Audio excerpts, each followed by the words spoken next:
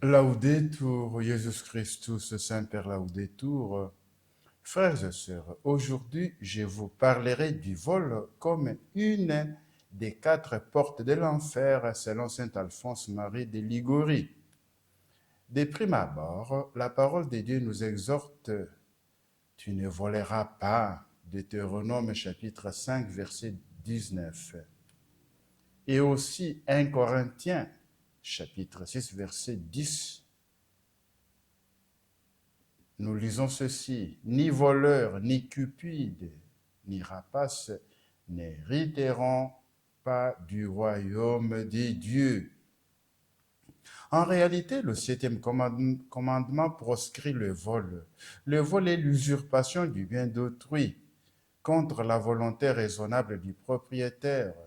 Toute manière de prendre et d'user injustement du bien d'autrui est contraire au 7e commandement. L'injustice commise exige réparation. La justice commutative exige la restitution du bien dérobé. Dans certains milieux, voler est une vertu. Si vous ne volez pas, on vous prend pour un idiot, un imbécile. Si vous voulez, vous vous enrichissez de manière malhonnête en peu de temps après avoir obtenu un emploi, on vous loue. Prendre l'argent d'autrui, détourner les deniers publics, détourner les projets communautaires, c'est voler. Il y a une mentalité enracinée dans certaines cultures où le vol est une vertu. Et ce sont les chrétiens connaissant très bien les 10 commandements dont le 7e interdit de voler. Même s'ils connaissent les 10 commandements, ils observent les autres, le 7e, ils le mettent à côté. La voie qui conduit en enfer est large et le nombre de ceux qui la suivent est considérable. Or, l'enfer a plusieurs portes. Ces portes sont placées sur notre terre. Ce sont les vices par lesquels les hommes offensent Dieu et attirent sur eux les châtiments et la mort éternelle. De tous les vices, ceux qui font tomber aux enfers le plus d'âmes, sans parler des punitions temporelles qu'ils attirent, sont au nombre de 4. 1. Premier vice, la haine. Deuxième vice, le blasphème. Troisième vice, le vol, objet de notre étude aujourd'hui. Et 4e vice, l'impureté. Voilà les 4 principales portes par lesquelles on entre en enfer. Aujourd'hui, je vous parlerai uniquement de la 3e porte de l'enfer, c'est-à-dire le vol. Il y en a qui font leur Dieu de l'argent et qui regardent l'argent comme le but unique de toutes leurs actions. Mais l'apôtre condamne ces hommes avides. Ne savez-vous pas que ceux qui commettent l'injustice ne recevront pas le royaume des dieux en héritage? 1 Corinthiens chapitre 6, verset 9. Le vol, dit saint Augustin, n'est pas le plus grand péché, mais c'est le plus dangereux pour le salut. En voici la raison. C'est que pour obtenir le pardon des autres péchés, il suffit d'en avoir un véritable repentir. Mais le repentir ne suffit pas dans le cas des vols. Il faut encore la restitution des objets volés. Et cette restitution est difficile à faire.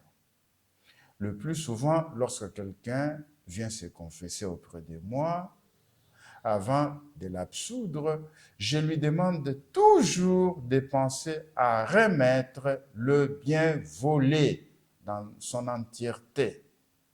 et parfois même avec des intérêts. Un certain ermite eut une vision. Il vit Lucifer sur son propre trône demandant à un démon pourquoi il était resté si longtemps absent. Celui-ci répondit qu'il s'était arrêté à tenter un voleur pour l'empêcher de restituer. Alors, Lucifer ordonna qu'on châtia sévèrement ces démons maladroits. À quoi bon, lui dit-il, perdre ainsi le temps? Ne sais-tu pas que celui qui s'est emparé du bien d'autrui ne les restitue pas? Et en vérité, la chose n'est que trop réelle. Et réfléchissez. Est-ce que tous les biens que vous avez volés dans votre vie, vous les avez restitués? Même si vous vous êtes confessé, vous avez reçu l'absolution du prêtre, est-ce que vous avez restitué ces biens-là?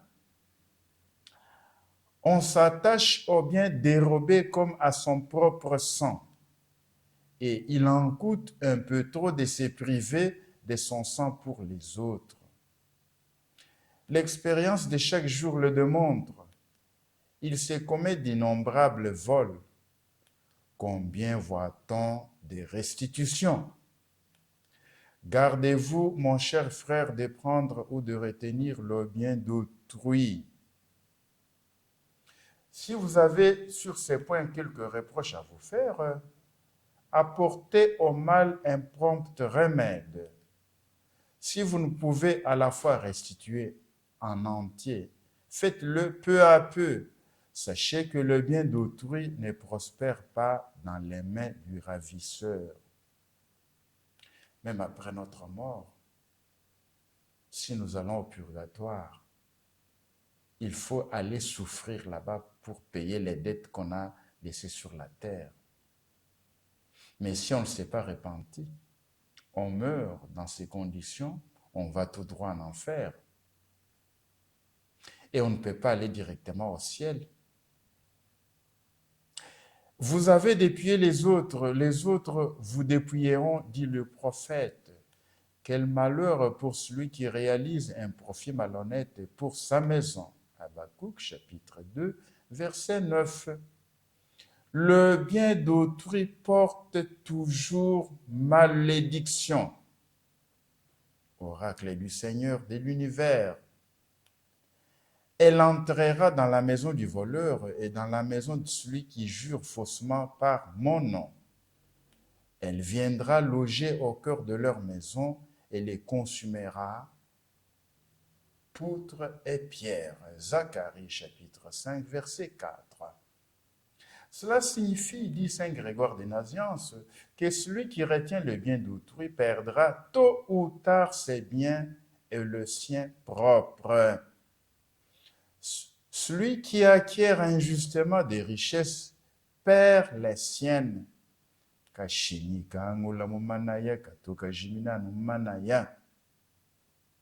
Les biens d'autrui sont comme le feu et la flamme. Ils détruisent tout ce qu'ils touchent. Mère, épouse, soyez attentives. Quand vos fils ou vos maris apportent chez vous des objets dérobés, n'applaudissez point, ne gardez point un coupable silence, reprochez-leur amèrement leur faute. Vous connaissez Tobie, il entendit un agneau bêler dans sa maison.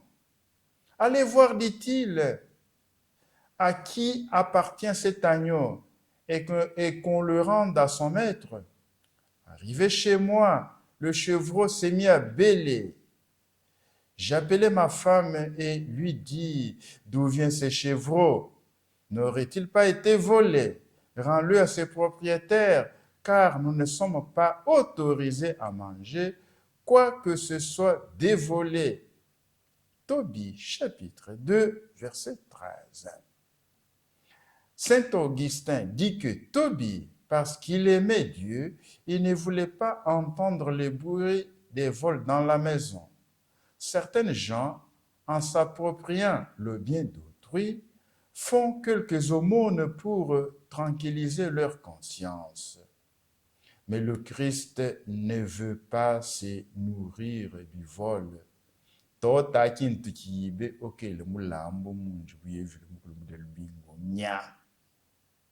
Le Christ ne veut pas recevoir les biens que vous avez volés, dit Saint Jean Chrysostome. Le Seigneur ne veut pas qu'on le revête des parures volées. Au reste, le vol des nobles et des grands personnages sont les injustices, les dommages causés aux autres, le tort qu'on fait aux pauvres en les privant de ce qui leur est dit. Vous détournez l'argent pour construire un hôpital, l'argent subventionné par le gouvernement. Quand est-ce que vous allez remettre cet argent-là? Vous irez en enfer.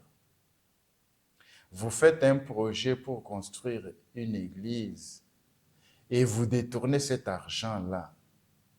Vous ne construisez pas l'église, ou vous construisez l'église de moindre valeur. Vous retenez une partie de la somme d'argent qui a été versée. Vous ne verrez pas le paradis. Je vous le dis aujourd'hui, ne volez plus, remettez l'argent. Commencez à remettre tout l'argent que vous avez déjà volé dans votre vie. Sachez que la restitution ici est très difficile à faire et faute de la faire, beaucoup de gens se damnent, donc vont en enfer. Donc il faut absolument remettre tout ce que vous avez volé. Et si vous savez bien que vous ne pourrez pas remettre, ne volez plus à partir d'aujourd'hui. Je m'adresse surtout à ceux-là qui sont en train de voler des millions dans mon pays.